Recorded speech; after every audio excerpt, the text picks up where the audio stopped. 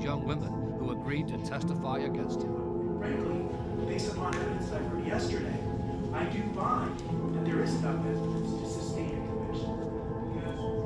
You also have an inordinate amount of pornography, child pornography, videos on Mr. Garcia's telephone and iPad. I find that in this case, that there is certainly enough evidence to sustain a conviction, and I do find that he is a great risk to the community. And what is particularly disturbing to the court is the allegation that essentially that they would be going against God if they disobeyed the apostle, that is Silem Garcia, and that essentially because he is the apostle, he had carte blanche. They could do what he wanted.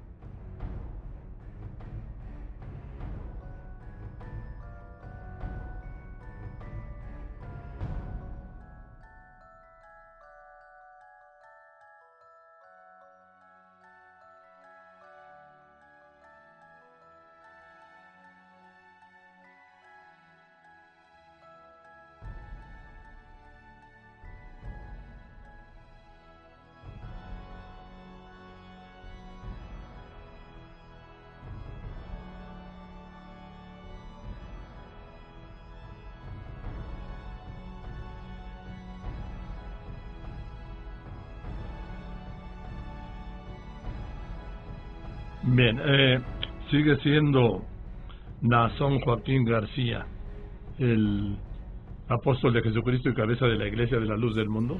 Lo es y lo será hasta el último día de sus vidas. Pero mientras tanto, ¿quién opera? Él.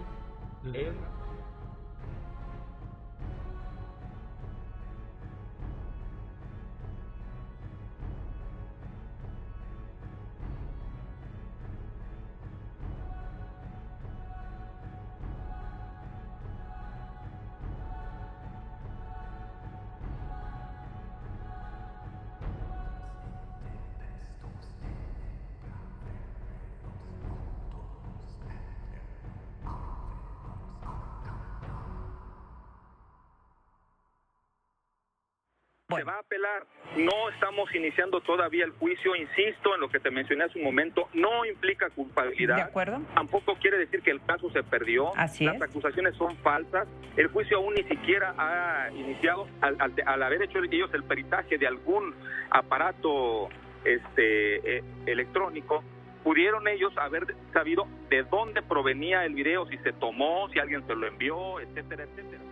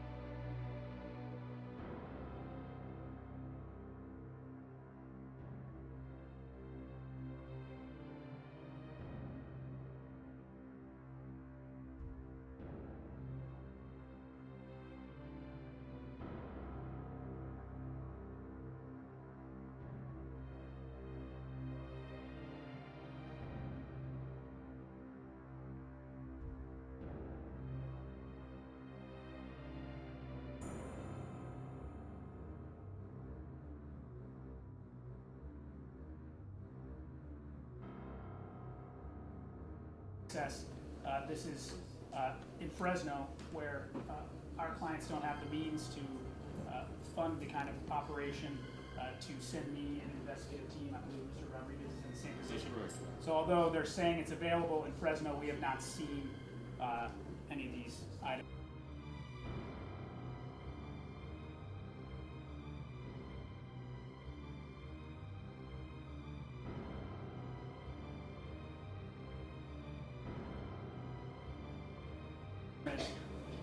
They're saying it's here today.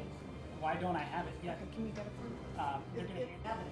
So I want to see you get that image or video or whatever it is that you've been asking for since. And I can clarify the image issue, Your Honor. That's just a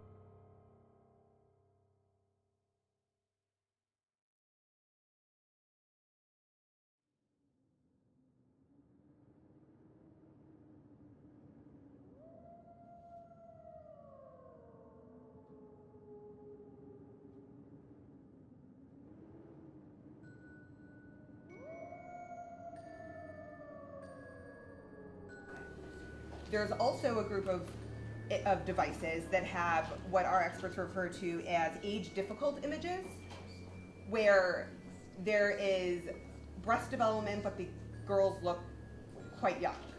So we are not, at this juncture, in a position to say with absolute certainty these are 18 or 19-year-olds rather than 15, 16, or 17-year-olds. Are you putting those items or images in the category of child pornography? No, those are separate because child pornography means we've identified them with certainty as being under 18. Age difficult means we have not been able to confirm their identities yet. Okay. But we have some concern based on the nature of the case and the other devices where we have confirmed it that they may be minors.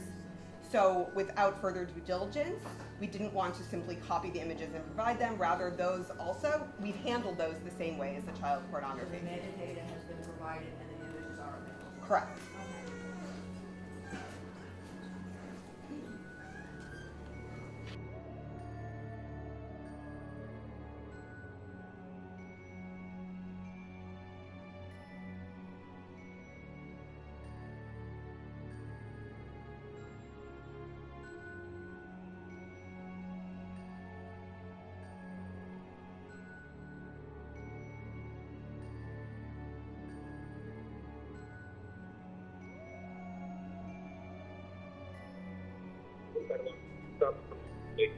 Y detenido el apóstol de Jesucristo por más de 110 días, y tienes detenido a la persona que estás acusando y no puedes aportar las pruebas que sustenten tu dicho, naturalmente esto genera no solamente una especulación, esto inmediatamente te dice que la actuación de la Fiscalía es completamente ajena al derecho.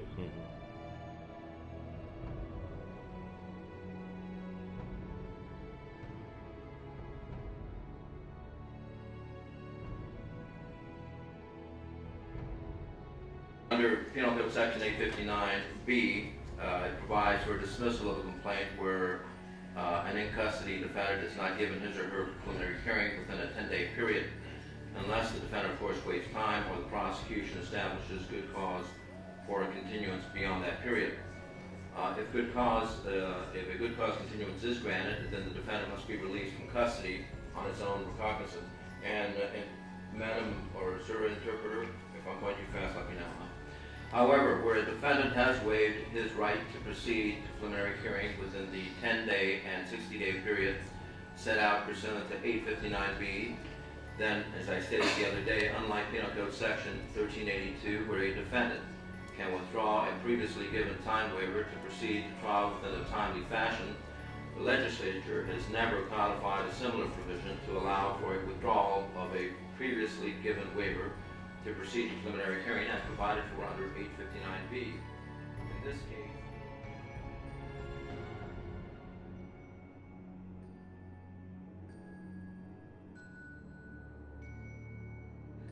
by stipulation by counsel, the matter was set for a further bail review hearing and discovery compliance for July 15, 2019, and the matter was further set for preliminary hearing setting for August 2nd, 2019. I understand that an amended complaint was intervening during that time period. But nonetheless, counsel stipulated.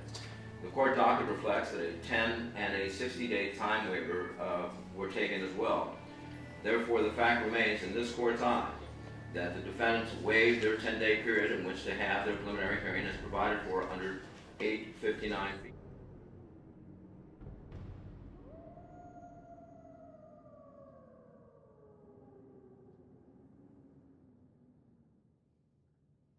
Unidos, ya se vencieron los términos para que la Fiscalía pudiera haber otorgado en su momento las pruebas para poder iniciar la audiencia preliminar, que es un pequeño juicio.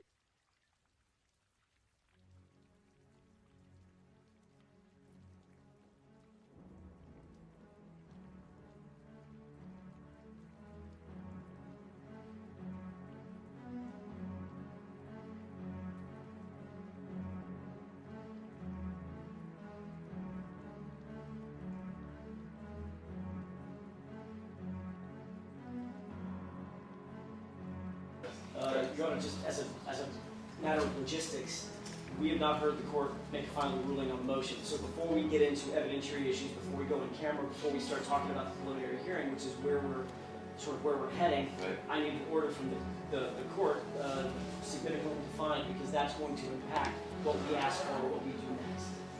An order.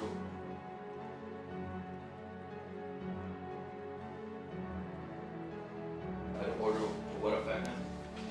I'm sorry, I said an order. With respect to what? To our motion to dismiss. The motion to dismiss is denied. Yes, and I thought maybe it wasn't as clear as I thought.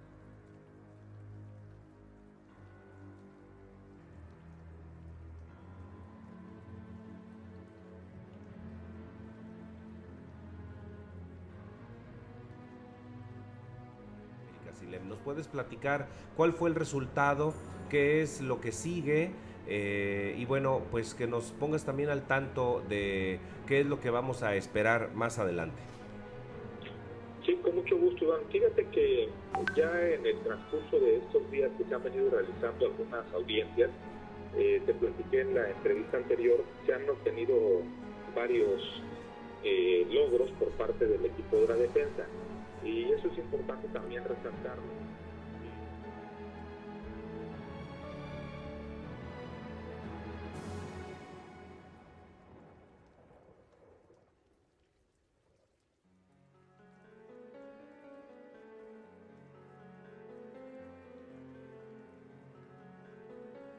Trial, and that Proposition 115 allows for law enforcement or personnel of that nature to testify on behalf of witnesses without the production of the actual witnesses, providing the officer is post-certified or has 5 years or more on the force. Additionally, how do you get over Penal Code Section 866? Let me finish. And that is this. You have to make an offer of proof to the satisfaction of this court that those witnesses that you want to call can either provide an affirmative defense, negate a charge, an element of the charges against these defendants, or impeach a prosecution witnesses, that they would do that, not may or might. If you don't have that, then you have no right to call them, and you have no right to discovery at this juncture. That's not to say that as we get to trial you would, but at this juncture you have no right unless you can represent to this court that they would, not might or may, do one of the three things.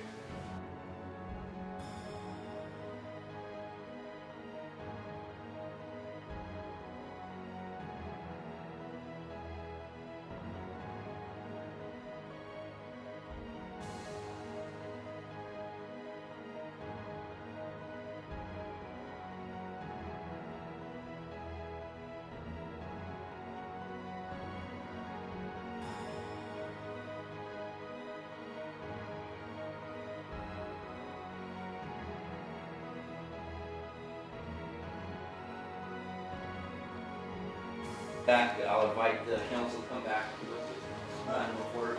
Your Honor, if the proceedings are going to be stayed, then it seems to me that there's no reason to have these in-camera hearing. I'd like to make a ruling on that with respect to that. Okay, so. thank you, Your Honor. Yes. So.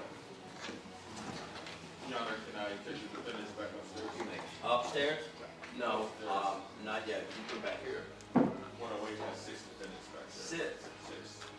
Okay. How long do you think this is going to take? 10 minutes, 15 minutes most. Is that bad for you? I have space available upstairs. Okay. Good to make it happen.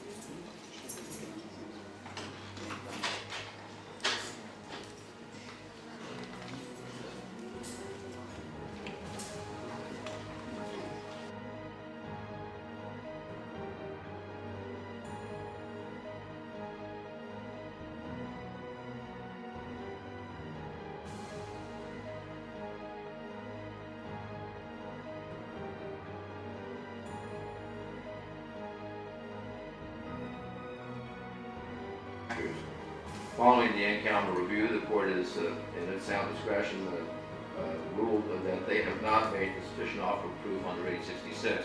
That's all the court's going to say about it. I've ordered that the proceedings of the in-camera proceedings remain sealed, and that's the court's ruling out. Because the writ's been taken,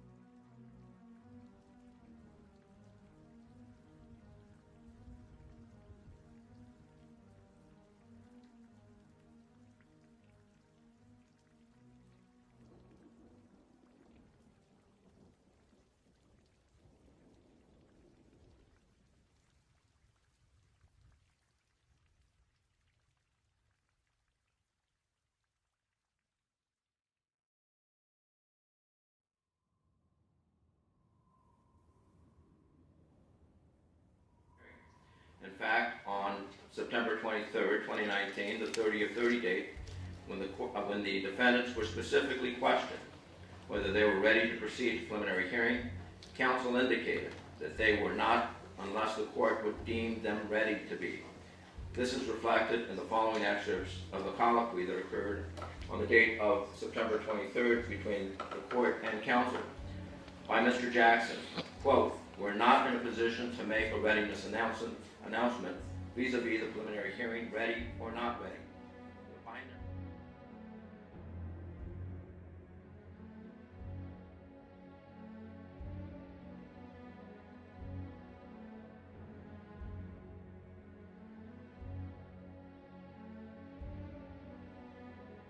Of the proceedings that occurred before this court on Monday, the 23rd of September. Yet at the same time, counsel states the following. Mr. Jackson wanted to make it absolutely clear. He states, quote, "I absolutely did not. I want to make sure the record is very clear. I did not make the representation that we're not ready, and I'm not implying or asking for a continuance." Period, end quote, transcript at page 9. However, again, counsel makes clear that the defense is not ready to proceed due to discovery issues as seen by the following. Again, the court, quote, and this is this court. All right, well, let me ask you this. Aside from the love issue, and we're talking about people versus love, if the people were prepared to call their first witness, would you be prepared to proceed? Question mark. By Mr. Jackson, quote, "If the court deems us," and the court interrupts, "No, I'm not deeming you anything. I'm asking you. If I ask you if they called their first witness and I said, okay, are you prepared? And I'm not deeming you ready, would you be able to announce ready?" By Mr. Jackson, "I'm not in a position to make a readiness announcement at this point." Period, end quote.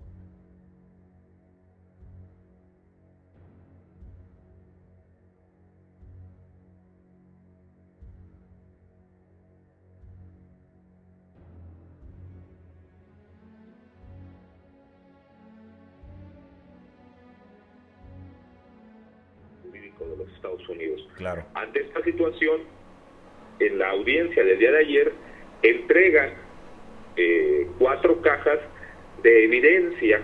Así es la leyenda que tenía la caja, evidencia, no pruebas, que hay que dejarlo muy en claro. Son dos cosas completamente diferentes. Sí. La evidencia es todo lo que si ustedes recuerdan, cuando sucede la lamentable detención del apóstol de Jesucristo, a la par realizan cateos a su domicilio en particular y confiscan algunos dispositivos electrónicos. Todo lo que ellos confiscan le llaman evidencia.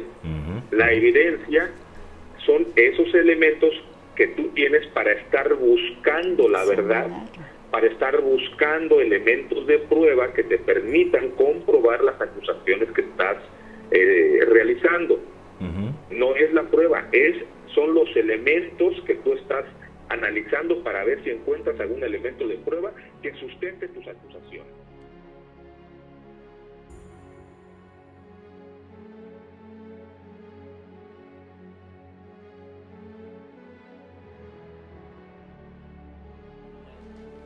This is not just a question of providing evidence. This is a question of timely providing evidence, which is why this court.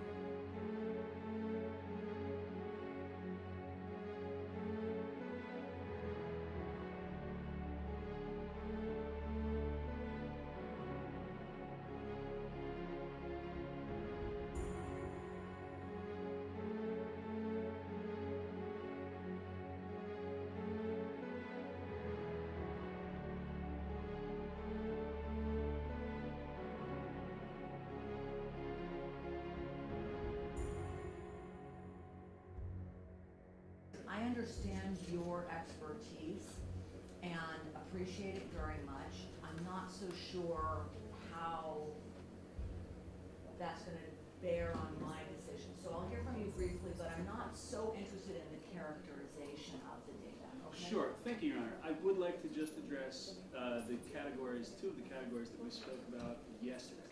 And I know the court had an interest in this gray key issue, where there was a software program called Gray Key. The government had a contract with a third-party vendor and informed us that they would not give us any access to any information or data that they had recovered using Gray Key because of that third-party contract.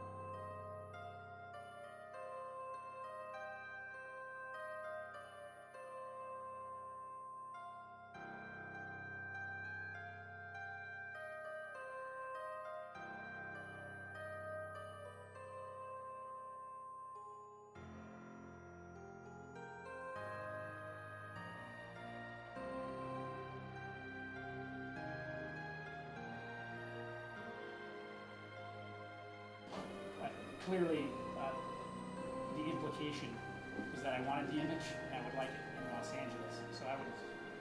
And I moved mountains literally to get this image to Mr. Perry today. All right, thanks. And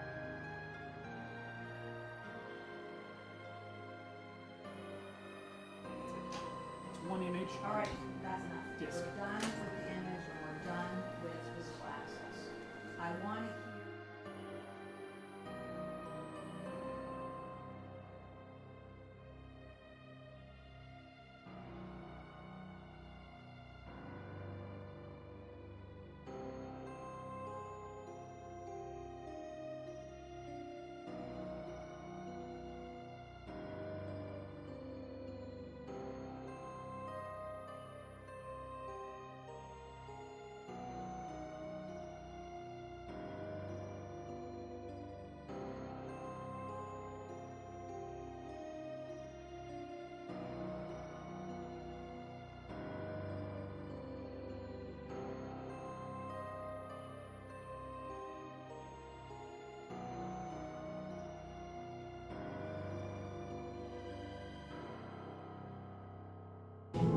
enough evidence to sustain a conviction. Because you also have an inordinate amount of pornography, child pornography, videos on Mr. Garcia's telephone and iPad. I find that in this case, that there is certainly enough evidence to sustain a conviction, and I do find that he is a great risk to the community. And what is particularly disturbing to the court is the allegation that essentially that they would be going against God if they disobeyed the apostle, that is defendant Garcia, and that essentially because he is the apostle, he had carte blanche. They could do what he wanted.